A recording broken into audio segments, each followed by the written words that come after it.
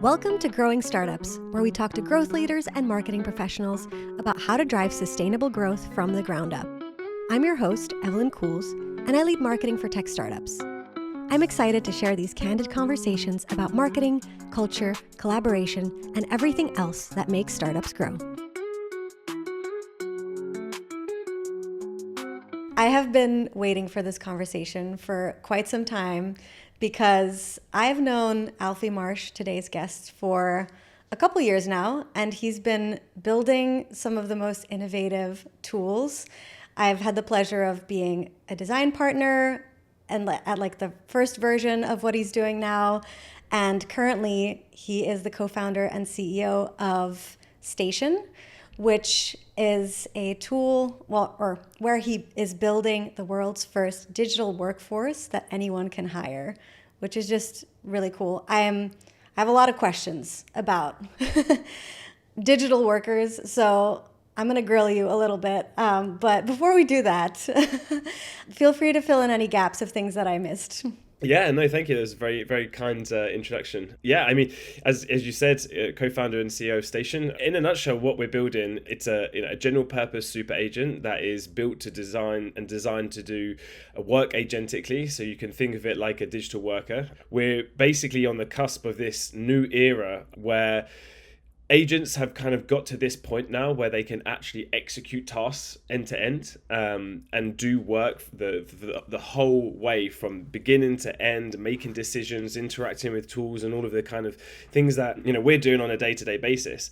And it's opened up this opportunity for digital labor as this new type of workforce that we can leverage and interact with and work with. And we think that every single company and person in the world should be able to access this. And democratize access to this. And that's what we're focused on. So yeah, very excited to be chatting with you today. This podcast is brought to you by Evelyn Cools Marketing. If you're an early stage B2B tech founder who wants marketing to actually work, you're in the right place. As a fractional head of marketing and growth advisor, I help early stage B2B startups take marketing from 0 to 1 by building the foundations, testing different channels, and scaling what works. I'm currently offering a free strategy call where I do an audit of what you've tried with marketing so far and share practical advice that I believe will make the biggest impact on your growth engine. Visit evelyncools.com to book your free strategy call today. Now back to the episode. Such a crazy world. Before I have so many questions, but before we do that, I would love to hear, you're obviously a founder. Any founder listening knows that life is absolute insanity between fundraising and hiring and just all the things. So is there anything that you do to stay grounded? Any wellness practices? Yeah, I think there's probably two things that I like doing, which is taking my dog for a walk is one of the big ones. I think we got my puppy in the beginning of COVID. He was a COVID puppy, and certainly animals will get you out of your head and into the real world and being with other living beings. And other than that, I'm a big martial artist. I love Muay Thai boxing, so that is my kind of stress release. I get into the gym and I'm just in my own world. Something where there's kind of imminent danger. And also being active is a great way to switch off and be really in the present moment. So anytime you can be in the present moment, that's what helps me manage stress for sure. Imminent danger. That's crazy. But also, I totally get that. And the dog thing, they'll force you to go outside. So I have definitely, been annoyed at my dog for getting me out of the workflow. But then also we step outside and I'm like, okay, I needed this. 100%. I live in San Francisco and I'm originally from London, where it's always rainy and kind of grey and miserable, and San Francisco just generally has great weather most of the year round, so it's pretty hard to have a bad day when you get outside and there's clear blue skies. So God bless California. God bless California, that's true. Okay, agents. I want to talk about, maybe first off, I wouldn't say I'm like super skeptical. I actually use AI a lot. I have built my own agents, but then there are kind of the extremes of, you know, since we're talking about marketing, for example, Lindy's CMO, that's basically saying you don't need to hire a CMO. You actually don't need to hire anyone on your marketing team. We can just do this for you. And I have a lot of thoughts around how successful that can truly be.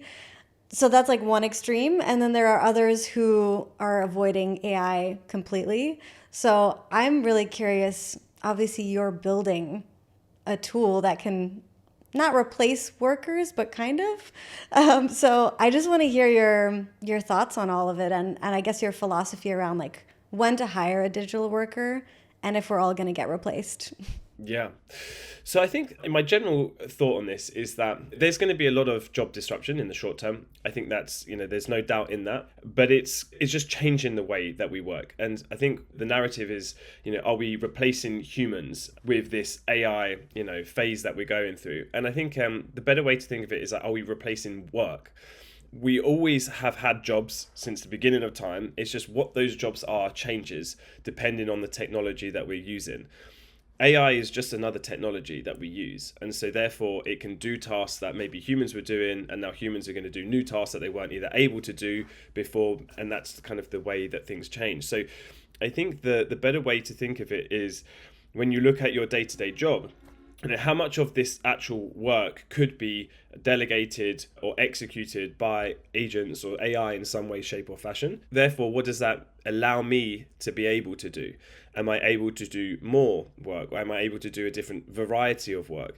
The biggest trend that I see happening is going from this phase of work being very execution driven to work being more sort of strategic and orchestration driven. And so to clarify what I mean by that, I think of the analogy like an orchestra. An orchestra has a conductor and there are musicians.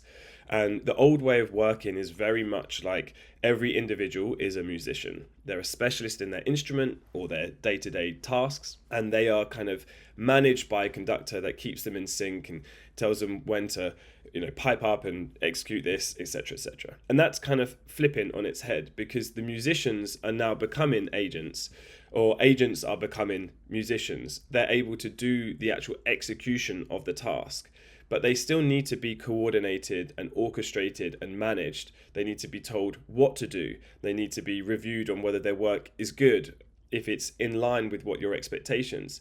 Because even with the smartest model ever in the world, intelligence is not the only key to producing an outcome. You need to have taste, creative direction, and opinion. And that's something that, we as humans will be required to do.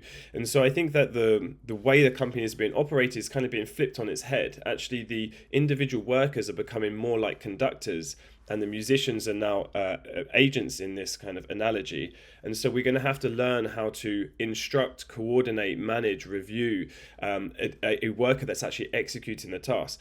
And actually, I think that when we take away the fear of, okay, my job's going to be replaced, if you think that there's still going to be work for humans in this environment, which I strongly believe there will be, it's actually quite liberating, because a lot of the drudgery of work that we have to do and the actual boring task, they can be done by agents, and we can have the fun stuff where we decide what should be done, how it should be done, what should be the outcome that we're trying to get to. So that's kind of how I start thinking about it. Interesting. So instead of replacing, for example, a complete CMO, their day-to-day and maybe like what they can actually get done changes, but you're not replacing the actual like full role, is what you're saying.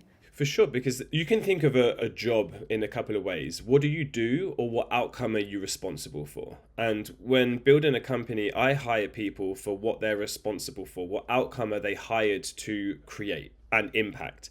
And so if you think of a CMO as being someone whose responsibility or the outcome they're trying to get is they're trying to get more awareness and more revenue and more people to know about the brand and understand the story, how they do that is kind of irrelevant as long as it's done effectively. So therefore, I don't think it's necessarily, what do they do? Are they actually writing, blog posts themselves? Are they writing like the brand scripts and so on and so forth? I think the end outcome is going to stay the same. It's just how do they actually coordinate it? Another thing that you mentioned there about, this idea of having a digital worker to like completely replace a role. I think that's also is like a false narrative that some people have where they don't understand, or they overestimate what an agent can do, or a digital worker, and they think, right, we can just hire this digital worker and just completely get rid of a human employee. And actually, when you get into the trenches and start using these tools, you see where they fall apart, or where the boundaries are, where the limitations are. And the reality is that I think in where we are at this moment in time, and maybe this will change, but the best use I've seen of agents and AI is when you take a job and you compartmentalize it into its smaller parts, and you try to use AI to either automate or improve the efficiency or effectiveness of a subtask within that. So if you take, for example, I don't know, maybe a salesperson might have lots of different roles where they need to prospect, reach out to prospect, speak to them, pitch them, email them, phone them. Then they need to have a meeting where they speak with them. Then they need to put them through the sales process and share information and so on. There's all of these kind of whole processes. Now, instead of trying to get an agent to do everything, you can look at all of that list of tasks and compartmentalize them into smaller groups and say, okay, how can AI help with researching? And just focus on that kind of very small scope. How can that be improved? Is there a way that I could do this at a bigger scale, or get better information, or maybe information that I wasn't able to get before because it was just too costly to do with a human doing it? And therefore, is that able to improve the data or information I get to get a better conversion rate on the emails that I send? This is how you should start thinking about the task, and how you can start applying AI into them, instead of being overwhelmed and thinking, right, I just need to do something to do this, whole job end to end. I think that's where people also have bad experiences with AI and think this is actually not helping me, because they're trying to do this like full, there's this full process that they used to do themselves completely without enough context. They're not really thinking about like, okay, what are these little tasks that are broken up? How can I get more efficient at that with AI? And then potentially you can build out like a full agent for this thing. But I think that's where a lot of people get kind of stuck. And I guess I'm curious, we're like in AI all the time, you and me. I think there's a lot of people like us who are really trying to like live and breathe this stuff so that we're making the most out of it. And still it is overwhelming. Like I feel like I'm behind all the time. So what advice do you have for people who feel this way, whether they are actually doing a lot or they're just kind of like unsure where to start? Because like maybe building your own agent is not the first thing to do. Yeah, I think the people who are at the tip of the spear and they're in this every day are overwhelmed. And so if that's the case, then it's going to be even worse for everybody else. So I think just set the expectation to be different is the first order of events, which is I'm not going to be able to keep up with everything. And so how do I prioritize? There is so much happening, but what's actually important to me? And the best way to do that is just to say, okay, I'm going to focus on the job that I'm doing and what technology, products, services are relevant to the task that I'm trying to do, and learn that way. And then you will uncover new concepts, frameworks, products, tools, things like that in that journey. But at least that way you're always staying in the kind of zone of relevance to what you're doing. Where people, I think, fall up is they focus too much on all of these other things, which are really exciting, but maybe completely not relevant at all to what your day-to-day is. And so there's just too much happening in this space that it's the most benefit is when you say, here's a task I'm trying to do. Is there some technology that could do this better, more efficiently, faster, or automate it, and start there? And you have to learn by doing. This is something which it's a technology that is so accessible because you can just speak with it. So it's really easy to get started and start pushing the boundaries. And, people might get intimidated when they first start using ChatGPT and be like, I don't know how it works. Well, just ask it questions, see where it falls apart. Okay, it responded in this weird way. Does that mean it doesn't have this context about me? Okay, does it know who I am? Does it have access to the internet? Let me ask this question that, and you kind of just push the boundaries bit by bit, and then you expand your kind of zone of genius in that area. And that is the only way I think that you can do this without being overwhelmed, is just staying on things that are relevant to you. Yeah, I totally agree. And actually on this topic, I remember seeing a study recently, and so I pulled it up because it kind of surprised me, like the results from this. It's from Harvard Business Review. They did 8 months of studying workplaces that use enterprise AI tools. And I think when like the narrative around AI is that it's supposed to make us more efficient, it's supposed to relieve some of the workload. And this study kind of found the opposite. And I think part of it is because like the expectation of, okay, now you have these tools, so you should be more efficient. You should be like able to spend more time on all these other things. So whether it's like the employees that are putting that pressure on themselves, or maybe the company like from higher up, they're like, okay, we're doing the AI thing. So now you're supposed to like learn all these new tools and also just become, more efficient. So I guess I'm curious, like, if you have any thoughts on that topic. Yeah, I'd love to read the study to get into the details of which aspects they refer to. But I mean, it sounds very similar to what I see, conversations inside companies. A lot of it is top-down driven, which is we need to be on this AI stuff, like go figure. And there's no strategy, there's no plan around it. It's just like, hey, there's this important thing we need to know about, like go know about it.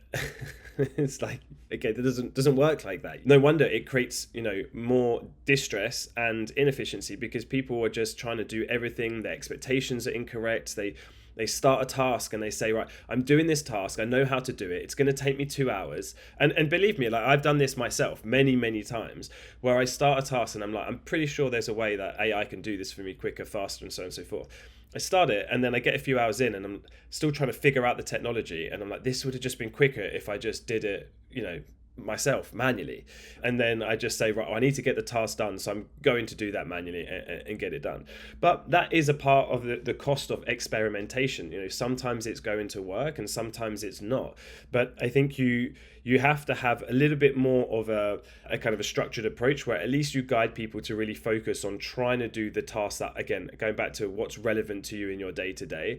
And yeah, you should experiment, but that should be a cost. There is a cost to change management. There is a cost to figuring out what works and what doesn't.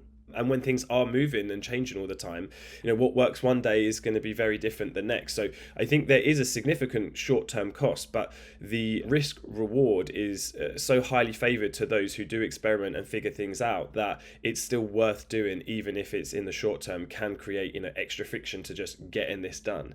It's just the same way as I could do all of my accounts and do tier counts in on pen and paper and write them down because I know how to do that. And someone then says, hey, there's this Excel spreadsheet which is really powerful and can do all of that really quickly. And I'm like, what is a spreadsheet? And what are formulas and what's a cell? And then you start doing the task and you think, I could have just done this by hand. And you're right, you could have, and it would have been quicker to do it by hand rather than trying to learn. But once you've learned, those skills compound. And so you just have to take an approach where there is a cost to learning, and that is built into this, and that might be the short-term efficiency. So there does require a bit of faith to say, okay, this is going to pan out for the better in the end if I make this investment. But that's exactly what it is. It's an investment and it requires an upfront cost. Yeah, that is how we should look at it. And it makes me think about the other day when I was building like one of my first agents. It's a very simple one. It just like drafts an email for me when someone books a strategy call. And the worst part about it was formatting my email signature. It literally took me an hour to get it to like put the right email signature in. And I could have just, gone into the draft and just added the signature myself. But I wanted to have this full thing automated. And it's just because I have links and I have emojis, and then I was in like HTML coding and I was like, what is this? Like, what am I learning? One thing I think is quite interesting is a bit of an overlap to what we're actually doing with the station, but the bit where we kind of start to feel the AGI and we get that exponential kind of takeoff is when there's this self-recursive process where the agents are not just taking an input and then doing some sort of output, but they're able to look at the output that they've created, understand the context of this, and actually self-improve. And this is something we spent a lot of time on, because if you can get that loop working, the exponential curve is so powerful. So, the experience that you're referring to, I've had exactly the same thing. And particularly having agents try and interact with the Gmail API, it doesn't pick for example, I've got templates that are in my, the UI of Gmail. It doesn't pick those out. It doesn't use the same signature that's on the same, that's in my application of Gmail. But these are the sort of things where maybe it tries to do an API call using Gmail and it puts the wrong parameters in. These are all things that can happen. And if you have a process where these agents then learn that and say, oh, I understand. Now, the next time I'm going to do this, I've got to remember that they want to do it in this way, and it updates the system. And this is where really the intelligence is powerful, because it's compounding. It's not like you just ask it one thing and it will forget the next time. And if you can create these compounding systems that are self-recursive and improve over time, that gets very powerful very, very quickly. And I believe it's really the first time this year that this is happening more systematically in products, and I think it's going to be incredible to see how this improves. But more importantly, to your point, I think that creates friction for users in using these products. But when they can now use a product that can fix itself, it's a very different experience, because we've kind of been in this weird stage where we know it's really powerful, but we have to do all this kind of tweaking and know the limits and figure this stuff out, and that creates the friction. But I think that is going to go very, very soon, because these agents are just so smart at being able to fix themselves. Yeah, it's interesting because I was building it in Zapier, and they obviously have their own Copilot agent that can help fix the workflows that you have in place, but it could not help me with this. And I also use Notion has a great one. I think it builds the craziest things if you just talk to it. But I haven't really seen a lot of tools, if any, that learn from their own mistakes or evaluate themselves and see was this actually a good output. So I'd love to just hear a little bit more. Obviously I know the broad concept of what Station does, but what use cases are most prevalent? How do you work with people? How do you get people set up on actually onboarding a digital worker and even deciding what that worker should be doing for their business? Yeah, it's a great question. So anyone can sign up. There's a free tier that you can sign up and create an account. Basically, when you sign up, you're going to be met with the chat interface, similar to what you would experience with ChatGPT or Claude from Anthropic. But there's also a way where it can onboard you and brainstorm ideas with you. So it's have a chat with you and understand what's your role, what are you doing on a day-to-day, and it understands its own product and its own system and ecosystem. So it can figure out what sort of use cases would be most relevant to you. So it's a general purpose tool, so it can do a wide array of tasks. And so it's really about figuring out what's relevant to you. Now, the platform itself is integrated with thousands of different native integrations, things like Gmail, Slack, and Zoom, and all these sorts of things. But it can also interact with any API that exists.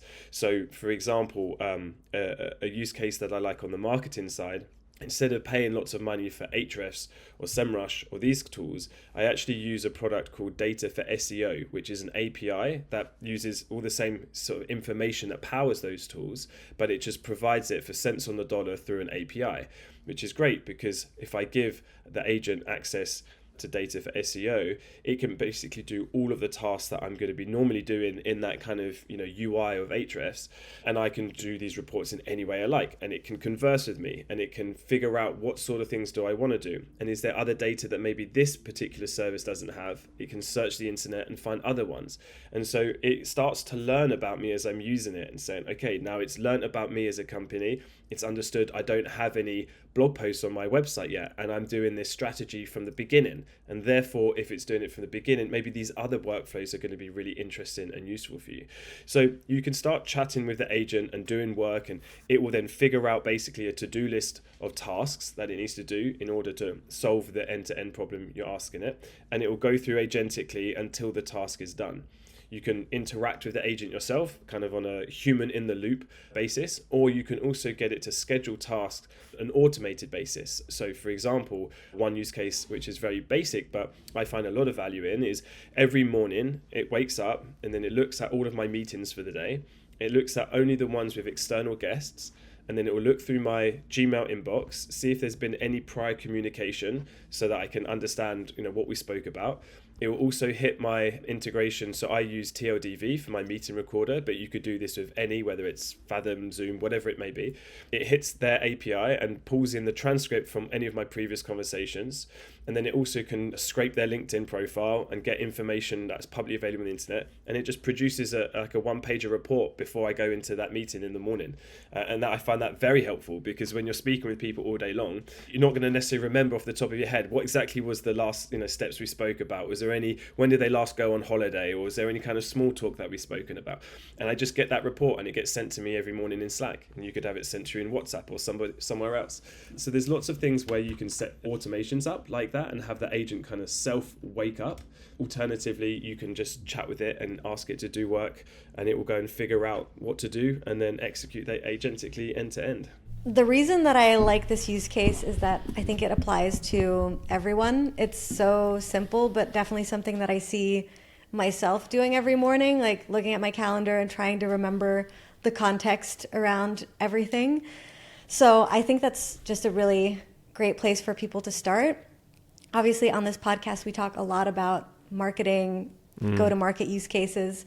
So I would love to hear from you what I think a lot of your customers are in the go-to-market industry. So what kind of common use cases do you see for digital workers?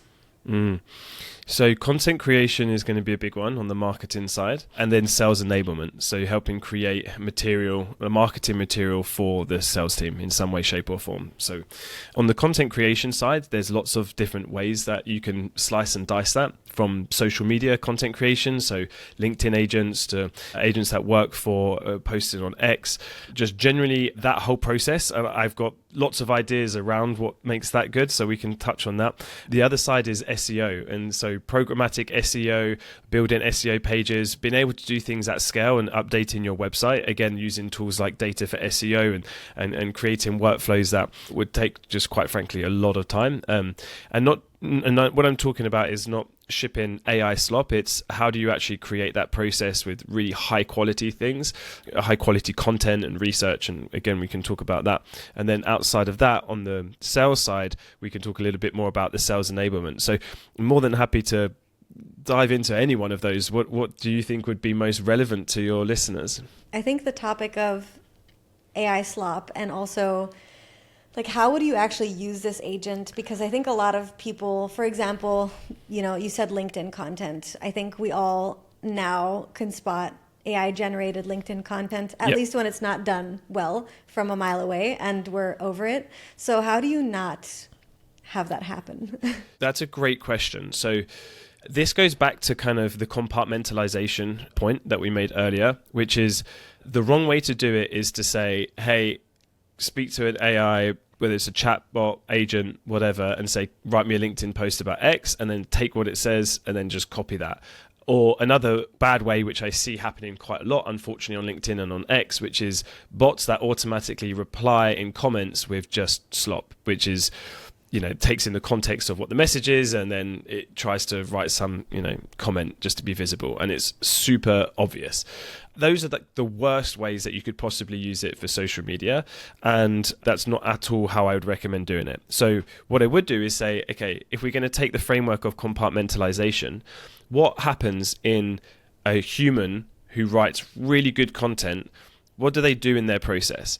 Well, first of all, they have to come up with ideas. If we're talking about net new posts, the posts that they're making, they have to come up with ideas themselves. Whenever I've posted on LinkedIn, my kind of standard process has always been, I have my Apple Notes app on my phone, and I'm constantly throughout the day thinking about things that could make good content. So when I was a sales manager, if I had a one-to-one with my team, maybe they're struggling on a particular aspect on their discovery calls, or we talk about how to handle like pricing objections or whatever it may be. I'd be like, this is an interesting conversation. I'm sure there are other salespeople out there who would find that valuable in some way. So I would just make a note of that. Maybe it's just a note of the topic. Maybe it's just kind of like a little concept, or like, is there a hook or a particular learning that could be, relevant? So I'm not trying to create the post at this time. I'm just trying to jot down the ideas of what's relevant.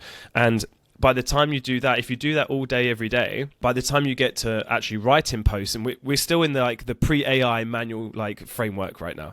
I would come to on a Sunday morning, I would wake up and then I would get my notes, and then I would do 5 posts for the week, and I'd go through my list. I'd be like, okay, these are interesting, and now I'm going to start writing a draft. I'd write a draft, and then I'd basically iterate it until I felt like the style and the hook was good, and understanding what makes a really good post, and then I would schedule them. So that's what I would do as a normal human pre-AI.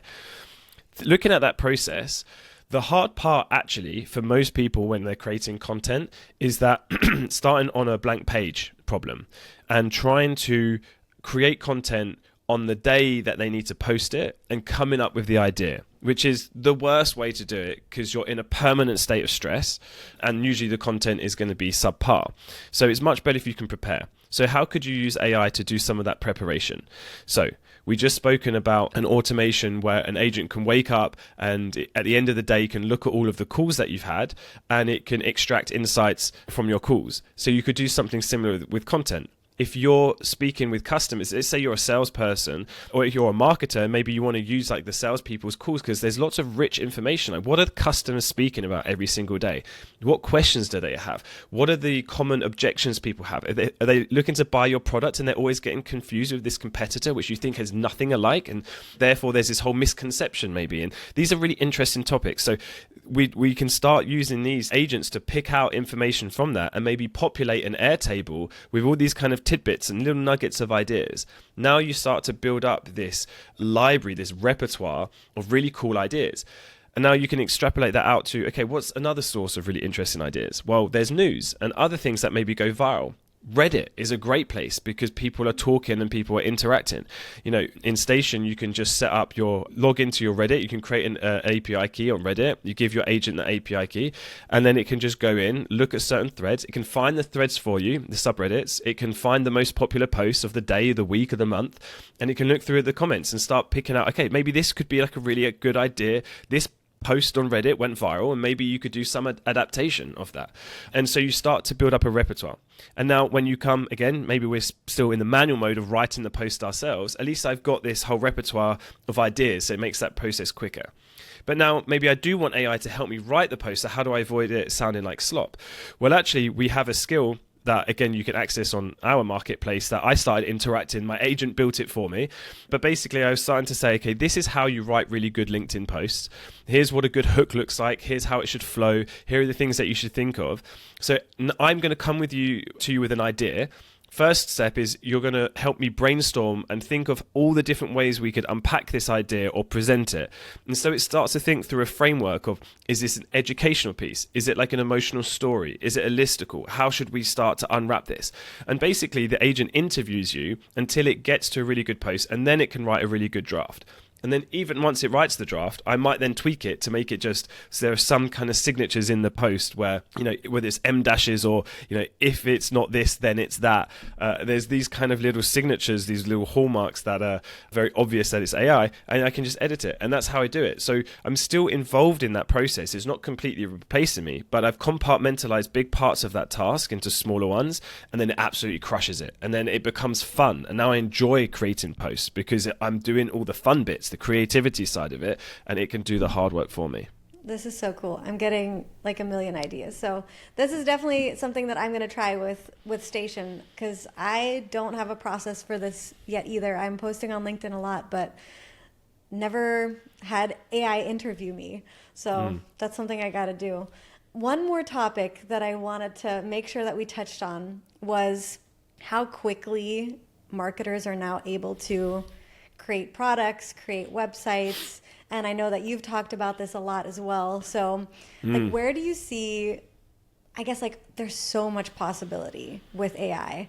And this is one of the big places that I think marketers are going to feel that.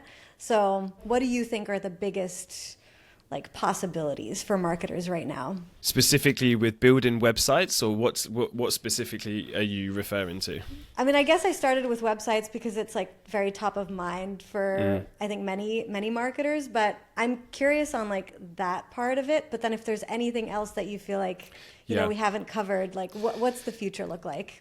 Sure. So I think the biggest trends that happened in 2025 were coding agents really hit product market fit. And so it became very easy to use agents to code things up. And one of those things that you can code is obviously a website. It can do HTML and CSS and JavaScript, and it's very easy for it to build a website. And so it's lowered the barrier to entry for tech-savvy marketer to, instead of using Webflow or some sort of no-code builder, website builder, they can actually code websites up themselves directly and get into the code itself. And that can be scary, but if you're able to start going down that route, you have infinite control over what you want to build and how to build it. And you know, we talked a little bit about programmatic SEO, but this is a really great example. One of the big topics right now is how do I turn up and how am I visible in chat sessions with ChatGPT, Anthropic, Claude, Gemini, whatever the LLM is. How do I get present and presented in that? Well, a lot of that is actually just being really good at traditional SEO and slightly adapting it so that you're answering questions so that they get indexed properly. But that just means that you need to create more content, and it needs to be higher quality and done in a particular way. The more control you have over your website, the more you can let an agent go and build things. So, for example, right now in Station is not a coding agent. So we're not built to build websites or code. So what I'm doing is I have my agent, and it will create content, and then it uploads it into Airtable, which acts as my CMS in Framer. And that is like the easiest way for someone who doesn't want to build a website to do that. And you can do the same with Webflow. But I do think there's a lot of value in, if you can, get as close to the code as you can, because you can have the ultimate control over that website. And when you have that, again, you don't need to know how to code, but just being able to ask an agent to whip up a landing page, that means I can now start doing ABM and account-based marketing way easier, because I can actually just whip up completely tailored use cases for this company. Again, get an agent to go through the calls that it's had, the emails that we've had the exchanges with, look at the PowerPoint presentations that we have on our own deck and understand in our own company, and then go and whip up a landing page which is completely customized. And this is something that a salesperson might ask a marketing team, and might take them weeks and months to be able to do, even if they have the bandwidth to actually do that. And now you actually, as a marketing person, you can almost like create that workflow in an agent and just let your salespeople interact with it, and so they do it directly. So we're able to just do things in a much more personalized way, but at scale. And this is really going to help the sales and marketing teams collaborate together, take the workload off each other. But to do that, you have to be open to like exploring. And actually, I think there is going to be more and more of a transition away from these no-code website builders to fully agentically built websites that any non-technical person can just chat with and edit and modify on the fly. So interesting. I'm getting a million ideas just listening to you talk about it, because it's just, I have always been afraid of code, and then like, okay, like what if like one little thing is wrong and then the entire website breaks? And I think especially in the beginning with AI, I still didn't trust it to actually be able to like fix it for me. But I feel like we've gotten to the point where you can just start creating these things and be a little bit less worried about that. Yeah, 100%. I mean, I think the biggest limitation as of today, which again in 6 months it could be completely not the case, but it's really around design. I think that people need to figure out how to really make beautiful websites and be able to control it in that way. But I've seen this in other products where I think it's anti-gravity. I think it's Google's kind of IDE, which is like the coding environment for the coding agents. But they have the ability to, once you create a landing page, it has almost like a Framer Webflow-esque editor that you can actually click on the component and then chat with that. So it's just getting easier and easier and easier. So just again, going back to the thing we said earlier, just try and do one thing, like maybe build just a single landing page. Maybe just give an agent like the link to your website and say, can you build something similar, and just like edit it with this stuff and see what happens, and then see, okay, the design kind of sucks, so how do I get this design to be better? And then you learn about, okay, how can I get these agents to pick up good design practices, or how do I customize this for our own company's brand schemes? And this is where the learning becomes fun and exciting rather than burdensome and heavy. Yeah, I was literally about to say that the way you're explaining this makes me excited to try it, which I think a lot of us are feeling kind of like overwhelmed with all the possibilities and how to actually learn all this stuff. So just like take an approach of curiosity and try to have a good time with it. So I think this was a really cool conversation. Yeah, likewise. I really enjoyed it. Thanks for having me on. Of course. I do have one more question for you, Sure. which is just taking it back to you. What is something that I know you're in the middle of a lot of crazy things with the company. So what is something that you're excited about both in your professional and in your personal life? Oh, wow. That's professional and personal. Personal life, I mean, I spoke about my dog earlier. We're thinking about adopting a second dog. So that's something I'm quite excited about. On the professional side, 2025 was really the year that coding agents reached product market fit. And we started seeing how these general agents can be used for everyday general knowledge work. And I really believe that 2026 is the year that it's going to hit the mainstream, and everyday normal people will be able to benefit from these things, and they don't have to be technical geniuses, but it's going to make our lives easier. It's going to make it more fun. And even just the way we're riffing on these ideas of how we can get the agents to do X, Y, Z. I just love the idea of the creativity that it's opening up for people. Work shouldn't be laborious and cumbersome. It should be fun and exciting and creative. And I think that I'm excited for just the freedom of expression that it's going to give us all in our day-to-day work, and hopefully give us more purpose, less execution, more creativity, and more creation. I'm actually feeling great about the future now. So thank you. Final thing, if anyone wants to connect with you after listening to this episode, where can they do that? Sure. So connect with me on LinkedIn. I don't really check my inbox too much because LinkedIn inboxes are crazy and they need to fix it. It's really hard. But if you want to actually get a response from me, you can just drop me an email at Alfie, that's ALFIE, at getstation.ai. Add me on LinkedIn. And we've also got a YouTube channel. So if you just search AI Alfie, you'll be able to find it. Other than that, yeah, that's probably the best way to get hold of me. Awesome. I'll also include Station's website in the description if anyone wants to test it out. Awesome. Thank you very much. Cool. Thank you so much for being here, Alfie. This was a great conversation, and I'm just excited to see what people take from it, and hopefully they start having more fun with AI. Yeah, my pleasure. I had a really good time. Thanks for having me on. Thank you. Thanks for listening to Growing Startups. If you enjoyed this episode, I'd love for you to give us a rating so more people can find the show. So happy you're here, and see you in the next one.